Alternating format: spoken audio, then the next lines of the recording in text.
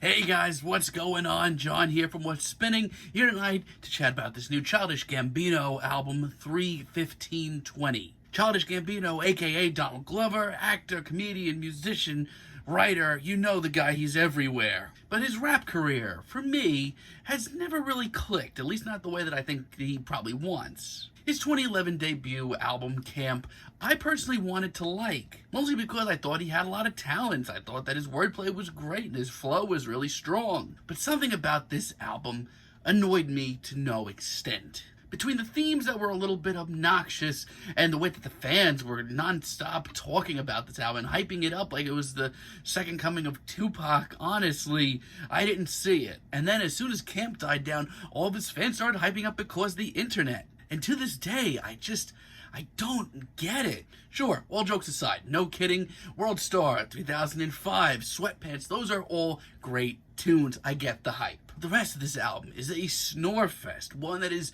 well over an hour. Tons of tracks go nowhere, there are unfinished ideas, I just don't get it. And it's a shame because I do think Donald is very, very talented. His creativity is something that we really need in modern hip-hop. Something about him and me just have never clicked. I kind of thought I was starting to ease up to him a little bit on his Kawaii EP. As a matter of fact, some of the poppier tunes here were really solid. But some of the harder stuff on here, to me, at the very least, kind of reminded me everything I had an issue with Donald getting up to this point. However, call me whatever you want. I've been called everything as far as this goes.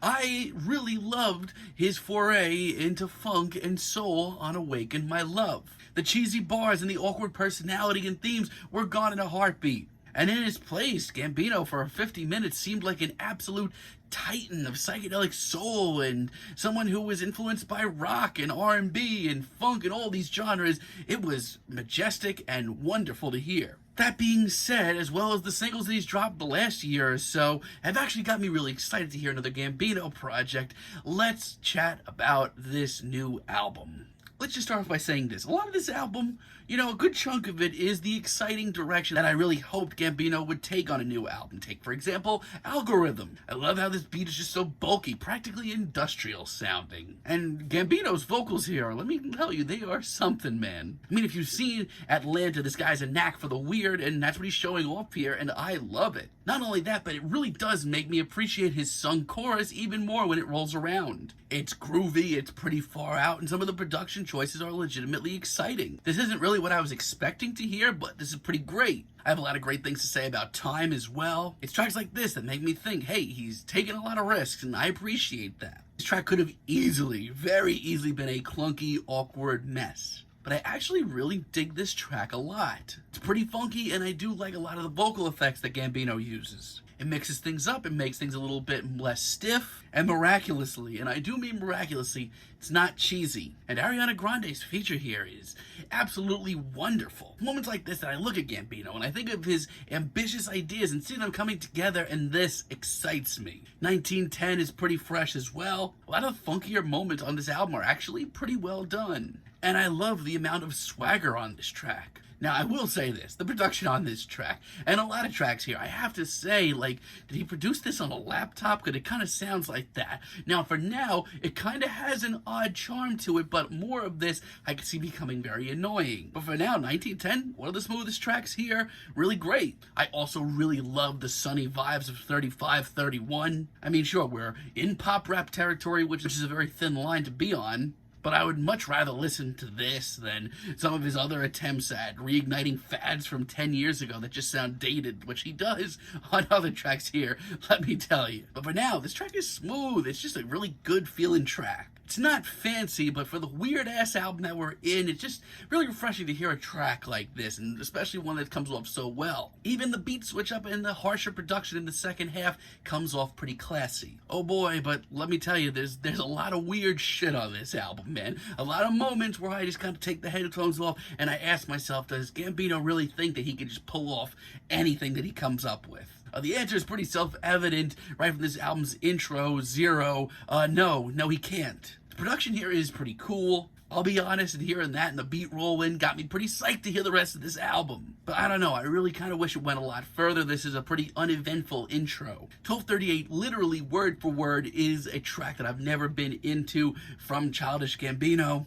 His delivery here, I don't know what it is, but I can't get into it. It's just goofy. Some of the sung vocals are actually pretty fine. Everything else here is exhausting and not nearly as interesting as some of his other experiments here. And I swear to God, it is 2020, and the fact that I got as hyped as I did from hearing 21 Savage appear on this track, the fact that he shifts this track in a completely different direction and excites me, we are in some pretty scary times. When Gambino doesn't show up, like on tracks like 2419, it's rough. The lo-fi, very broken down blues of this track is hard to swallow. Once again, his vocals are sort of goofy and there's just no real emotion in sight. The guy who penned Awaken My Love a couple of years ago sounds so far away. And in his place is this guy who genuinely thinks tracks like this are groundbreaking in 2020. Let me tell you, this was done 10 years ago 1,000 times better. Now there are times, once again, where Gambino pops out some vocals that are pretty stunning and make me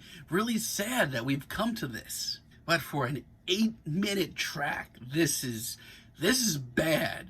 Comes to 32:22, I'm sorry, this beat freaking sucks. I genuinely don't even feel like he's trying anymore. And you know what? There's a difference between trying to be edgy for the sake of trying to be edgy, and there's also trying to be something different. Here, I just kind of feel like Gambino's trying to be edgy for the hell of it.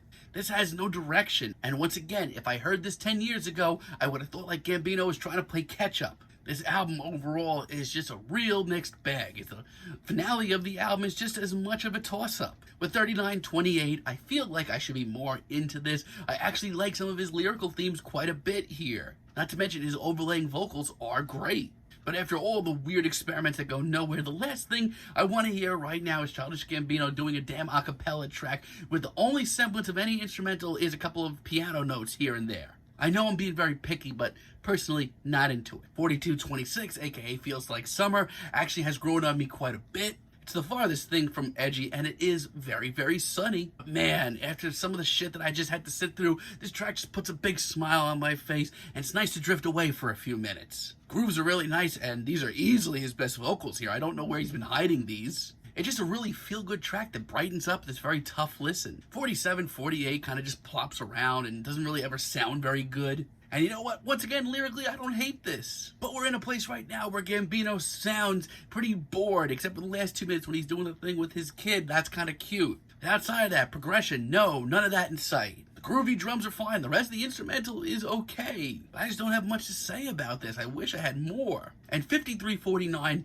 is so freaking agitating. This track has enough energy and excitement for this whole entire album. It should have been divided up some freaking more. Gambino on this track sounds like the left field oddball MC that I was really wishing we would hear more of. It's a smooth track, and once again, it's a pretty feel-good moment. I really just can't help but be in a good mood listening to this track. Even lyrically, Gambino sounds more on line with where he should be here than he has on the rest of the entire album. This is very frustrating for me. So you know what? Going into this album, when I heard that this was Gambino's experimental album, I got excited because I know that the guy is a mastermind and very creative. But sadly, between some pretty awful beats that kind of sounds like he's trying to play catch up with trends, and some ideas that start but don't finish, and just an overall assortment of weird things that go nowhere and feel good tracks that I wish I heard more of, this is a real mixed bag. The lyrical themes are great. His vocals have never sounded better. His flow is on point. It's just still just a mishmash of ideas and all this garbage. I really wish that I didn't have to say any of this, but sadly I do. I'm feeling a decent 6 on this album, but let me know what you guys think down below. If you liked the video, be sure to give us a like, give us a subscribe, and let me know down below if you would like me to chat about in the future. Until next time, have a great day, guys.